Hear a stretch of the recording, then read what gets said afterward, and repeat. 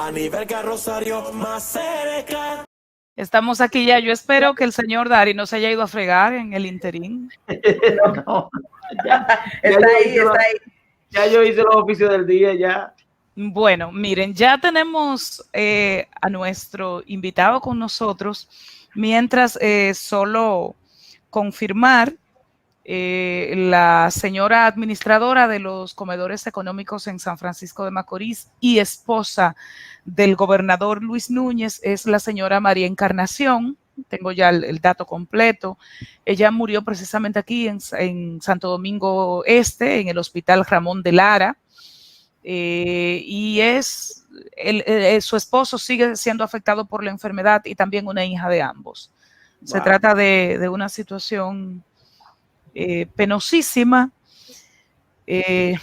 pero bueno, seguimos. Entonces tenemos en línea al señor Servio Tulio Castaños Guzmán. Él es vicepresidente ejecutivo de la Fundación Institucionalidad y Justicia, y placer para Más Cerca que nos acompañe a esta hora.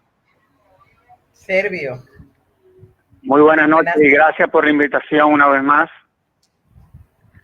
Siempre a usted por atendernos. Claro que sí. Servio Tulio, la situación que vive el país, ¿crees tú que las medidas que se han tomado, partiendo de que son tres elementos fundamentales que toca este virus, esta pandemia, el tema económico, el tema sanitario y el tema social, ¿crees tú que integralmente se han abordado estos tres temas? ¿El gobierno ha tomado medidas para salvaguardar estos tres temas fundamentales en el país? Mira, yo creo que lo que se impone en la actual coyuntura es la sensatez.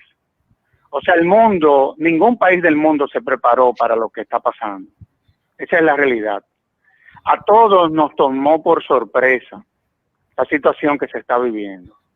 Y lo que nosotros estamos viendo aquí, es decir, las debilidades institucionales que se han reflejado, en fin, muchas veces hasta la propia improvisación. Es lo que se le está criticando a todos los jefes de Estado en el mundo, incluyendo al de los Estados Unidos.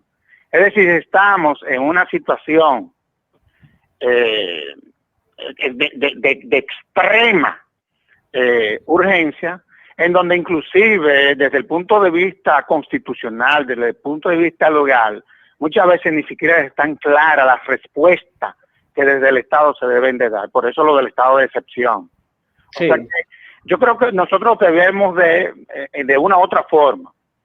Siempre las cosas se pueden hacer mejor, pero yo creo que lo importante es que se están planteando soluciones o se están haciendo propuestas, y de lo que se trata es ver en la medida en que se van implementando qué funciona o no. Pero la verdad es que tener una visión crítica en cuanto a la naturaleza de las medidas que se han tomado, yo creo que sería un acto de injusticia en honor a la verdad. Obviamente, yo reitero, esto ha reflejado una debilidad institucional impresionante. Claro, por parte de las autoridades, frente a una sociedad que muchas veces no mide la consecuencia y actúa como le da la gana, como hemos visto, cómo diferentes sectores se han venido comportando frente, por ejemplo, a los toques de queda, en fin, y hemos visto cuáles son las respuestas que desde el Estado se han dado, que muchas veces uno entiende que el Estado frente a esas rebeldías debiera de actuar con mayores niveles de autoridad en honor a la verdad. Exactamente. Servio, estamos concluyendo prácticamente un proceso electoral atropellado y con muchos cuestionamientos en su momento. El gobierno ha solicitado 25 días más de emergencia nacional. Eso les deja a la Junta Central Electoral un margen muy estrecho para preparar unas elecciones presidenciales. ¿Cuál es tu lectura? Y además se presentan otros elementos. Por ejemplo, hay una realidad. En el estado actual, no es posible la celebración de unas elecciones. Esa es la realidad. Estamos en un estado de excepción. O sea, pensar que se puede programar desde el punto de vista del proselitismo o desde el punto de vista de las campañas que se habrán de diseñar unas elecciones para los próximos, qué sé yo, 40 días. Yo creo que eso es jugar a la irresponsabilidad inclusive. Fíjate que ya los propios Estados Unidos ayer nos notificaron que en su país, por ejemplo, y nos advierten que aquellos que quieran ejercer el voto en las elecciones que se celebrarán en mayo, tendrán que hacerlo vía correo, porque ellos no van a exponerse a que personas vayan presencialmente a ejercer ese derecho. Ahí hay un problema. Y eso limitaría para la celebración de la elección. Ya hay un problema que de una u otra forma imposibilita o eventualmente imposibilitará que se celebren las elecciones. Ese es uno. Claro. El segundo es que frente a esta situación realmente, para que ustedes tengan una idea, en todo proceso electoral hay una cuestión que se llama la logística. Nosotros tenemos 16.506 colegios electorales. En cada colegio electoral hay 5 funcionarios, el presidente, el secretario, los vocales, aparte de los delegados de los partidos. Sí. Pero vámonos a los funcionarios que componen la mesa. Estamos hablando de más de 82.000 funcionarios que van a trabajar. Eso sin contar todo lo que tiene que ver con la distribución. Eso sin contar con los delegados de los partidos. Estamos hablando que en un proceso electoral, de manera directa, se involucran cientos de miles de personas. Yo le pregunto a ustedes, desde el punto de vista razonable, desde el punto de vista humanitario, desde el punto de vista inclusive de una cuestión de respeto al derecho de los demás, ¿ustedes creen que es justo exponer a esa población a esos riesgos? Señor Castaños, entonces, a propósito de la situación que nos invade, ¿qué es lo que procede? ¿Esperar a ver si podríamos hacer elecciones un tiempo razonable antes del 16 de agosto, que sería el traspaso de mando, o quizás llegar a esa fecha y que entonces el presidente de la Suprema asuma el mando del país, pero también es un periodo cortito? Presidente de la Suprema, porque aquí también las cosas hay que llevarlo al contexto constitucional. Correcto. Claro. Que frente a la actual coyuntura, el presidente de la Suprema jamás no asume. No calificaría. Entonces, ¿qué es lo que procede legalmente? Es la posición del presidente de la Nación. El presidente de la Suprema, para que ustedes tengan una idea, se reserva esa figura cuando en un proceso normal desaparece por razones de enfermedad o porque renuncia a la presidencia, el presidente y el vicepresidente de la República. En esos casos en donde se presenta un vacío, entonces asume el presidente de la Suprema Corte de Justicia con una única función, que es la de convocar la Asamblea para que elijan quiénes serán los sustitutos de conformidad a una terna que le somete el partido que perdió. ¿Cuál es el escenario? Y entonces, en este escenario, ¿qué se impone en el marco de la legalidad? Se mantiene. Bueno, aquí se presenta una situación. Fíjense qué cosa más grande. Descarten la figura del presidente de la Suprema Corte de Justicia. Olvídense de eso, que no es el caso. Aquí se presenta otro caso, porque he oído a gente hablar sobre eso. Ustedes saben que, porque acuérdense que aquí, aquí generalmente hay, sobre la base de la sucesión, hay una transitoriedad. Pero ¿qué pasa? Hay quienes han hablado entonces, que también es absurdo, que se aplique lo que se le aplica a los órganos constitucionales. Me refiero, por ejemplo, los órganos constitucionales, ¿cuáles son? El Tribunal Constitucional, el Tribunal Superior Electoral, etcétera. El Tribunal Superior Electoral, que ellos siempre permanecerán en sus funciones hasta tanto se nombren sus sustitutos. Correcto. Pero esos son funcionarios que llegan a esa posición no por el voto popular. Correcto. Entonces, eso también hay que señalados. Entonces, ¿qué se impone en este panorama? ¿Qué se impone en este panorama?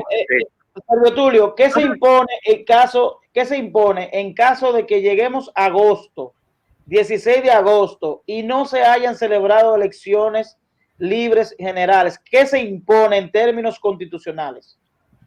Un acuerdo político, porque desde el punto de vista constitucional hay un vacío. Ahí se tendrán que sentar todas las fuerzas políticas, ojalá que no lleguemos ahí, porque eso va a generar tensiones, ustedes lo saben que es así. Señor Servio Tulio, y la ojalá posibilidad... que no lleguemos ahí, ojalá que esta situación se pueda resolver. Ya no dependería de la clase política. Que no se resuelva desde el punto de vista constitucional e institucional. Hay un gran vacío, porque en la Constitución o en las constituciones, ninguna constitución previó que una situación como la que estamos viviendo iba a pasar. Es correcto. Esa es la realidad de todo esto. Y la posibilidad... Nosotros como fundación hemos querido ser muy cuidadosos, inclusive hasta con nuestras expresiones y nuestras posiciones. Por ejemplo, ustedes hablaban de la eventual suspensión de las elecciones de mayo. Ya hay partidos que la están solicitando de manera formal. Obviamente, ¿tiene la Junta Central Electoral la facultad de posponerlo? Sí, claro que la tiene. Constitucionalmente y legalmente. De hecho, ya esa atribución ellos la asumieron en las elecciones municipales pasadas. Claro, porque la suspendieron. No celebrar en la fecha prevista. Señor Servio Tulio, y ellos la fijaron mediante resolución de manera extraordinaria para marzo.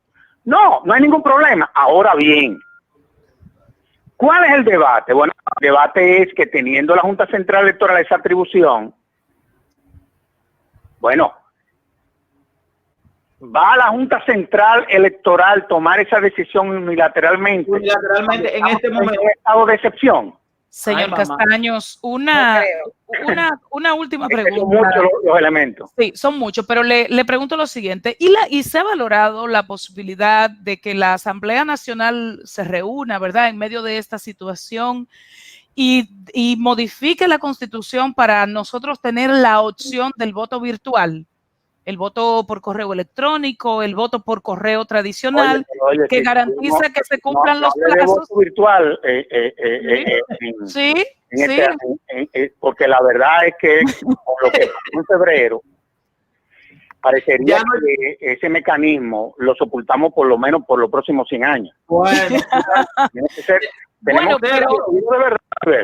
pero es una posibilidad. Tener una visión holística de todo eso. Yo se lo pregunto porque es una posibilidad votar y que no estaríamos en tumulto, que es ahora mismo la situación, el tema del tumulto. Los partidos políticos no aceptarán eso. Ah, bueno, Dari. Aquí hay un problema de contrapeso y lo voy a decir responsablemente, porque aquí también uno tiene que decir las cosas como uno entiende que son. Porque por eso es que uno no debiera nunca decir que el otro no tiene la razón. Uno lo que puede decir es que uno no está de acuerdo con lo que dice el otro. Esa es la realidad, porque uno tiene que respetar a los demás. Ahora que hay un problema de contrapeso en cuanto a lo que es la participación en este proceso de campaña. Aquí hay un problema de contrapeso. Porque a fin de cuentas, el Estado frente a esta pandemia tiene el monopolio de todo lo que es la asistencia, y eso tiene un impacto. Eso es bueno o es malo.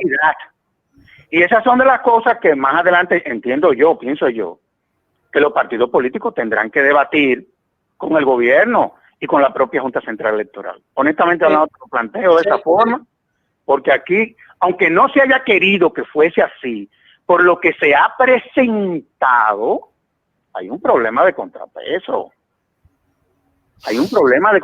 Y ese es un tema de tipo político. Servio Tulio, finalmente. Eso se va a sentir. Entonces, por eso te digo que si yo fuera la Junta, yo estuviera convocando los partidos el lunes después de la Semana Santa. Porque esperaría que ve qué pasa. Ahora vienen momentos de reflexión. Y esperaría ver cómo se va desenvolviendo y desarrollando todo esta tragedia. Esa es la realidad que nos ha afectado a todos de una u otra forma. Y inmediatamente el lunes que pasa la Semana Santa, estoy convocando a la fuerza política. Servio Tulio, finalmente, antes del escenario de mayo, hay un escenario constitucional y legal que es el escenario de toma de posición de las actuales autoridades municipales. Partiendo de que se mantenga más allá el estado de excepción, el estado de emergencia, ¿qué pudiera ocurrir con esto? Partiendo de que incluso la propia ley 176-07 establece la conformación de una comisión de transición que no es posible ponerla en funcionamiento en este momento. Entonces, ¿qué ocurriría desde el punto de vista institucional con este tema? Ese es el debate. Pero más aún, suponte tú que es complicado esto. Inclusive es complicado hasta tú proponer soluciones. Uno tiene que tener mucho cuidado. Sí, porque se puede ver en la actual coyuntura, porque hay temas que son de los políticos y eso hay que respetarlo también. Entonces, pero propuestas concretas, yo creo que sería bueno esperar y ojalá que la clase política en esta ocasión, si se da caso, que yo creo que se presente, que la tendrán, se imponga la madurez, porque a fin de cuentas fue algo que nadie lo buscó, nos sorprendió a todos y que nos ha generado una serie de problemas que van más allá de lo que son los textos constitucionales, los textos legales, e inclusive hasta todo lo que tiene que ver con la propia capacidad del Estado Dominicano para dar respuesta. Esto es muy complicado. Bueno. Déjenme decirles, muchos funcionarios de Junta, para que ustedes lo sepan, dieron positivo. Sí, así es. Sí. Así bueno, es. muchísimas... tiene el COVID. Y fíjense que la mayoría, mucha de la gente que está infectada, son personas que estuvieron vinculadas a todo lo que fue el proceso de campaña política. Efectivamente. Y que se infectaron, pues, haciendo un trabajo casi honorífico en favor del país. Muchísimas gracias.